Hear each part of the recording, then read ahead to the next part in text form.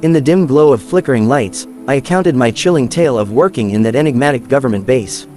From the moment I stepped in, a pervasive unease settled within, an unspoken malevolence lurking in the shadows.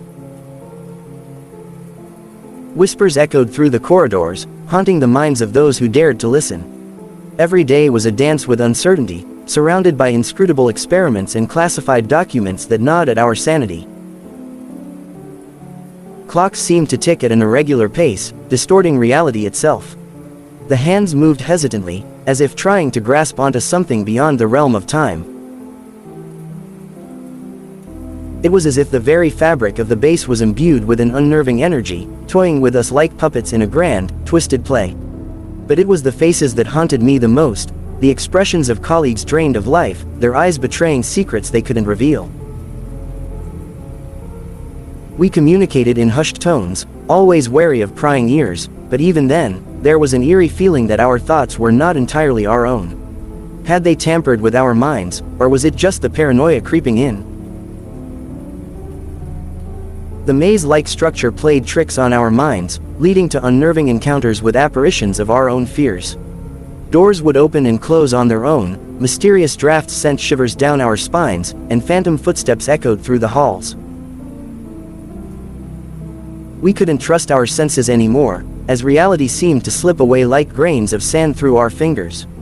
And as we delved deeper into the facility's secrets, paranoia consumed us, friendships frayed, trust shattered.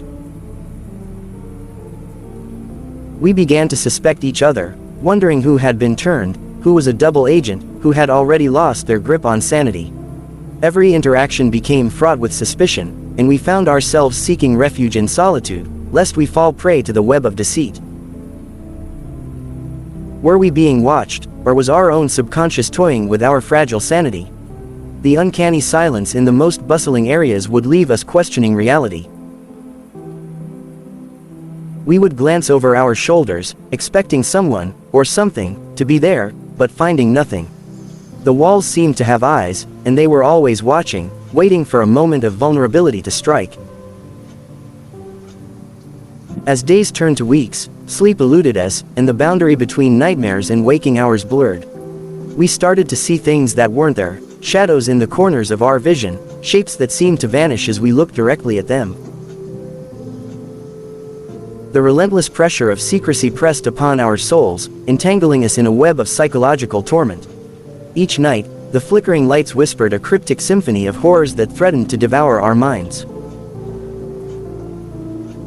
The sounds took on a sinister melody, as if the very darkness itself had gained a voice, whispering secrets we weren't meant to know.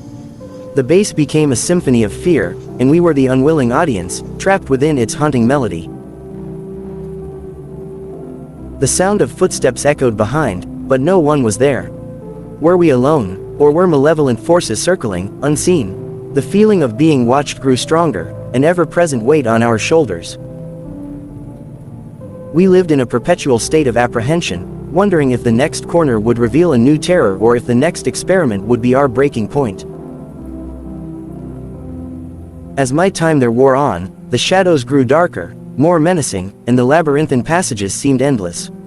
We felt like lab rats trapped in our own maze, dissected by the sinister hands of psychological manipulation. What was real and what was imagined became an elusive question, the line between sanity and madness blurring beyond recognition. I questioned my own mind, my memories distorted, as if tampered with. It was as if I was losing myself, slipping into a void where my identity was no longer my own. Every interaction, every thought, every decision felt orchestrated by some unseen puppeteer. It was a place that fed on our fears, amplifying them until they threatened to consume us whole. The very essence of our humanity was tested, torn apart and pieced back together like a gruesome puzzle. We were stripped of our individuality, reduced to mere cogs in the machinery of the base's dark agenda. In the end, I escaped the suffocating grip of that nightmarish realm, but I could never shake off the chilling memories it left behind. Even now, as I recount this tale, the ghosts of that government base still linger in the recesses of my mind, leaving me forever haunted, forever changed. I now realize that true horror isn't just found in the supernatural or the monstrous, it can exist in the darkest depths of the human psyche, in the manipulation of minds, and the shattering of our perceived reality. That government base was a chamber of psychological terror, a place where nightmares danced with reality, leaving scars that time can never fully heal.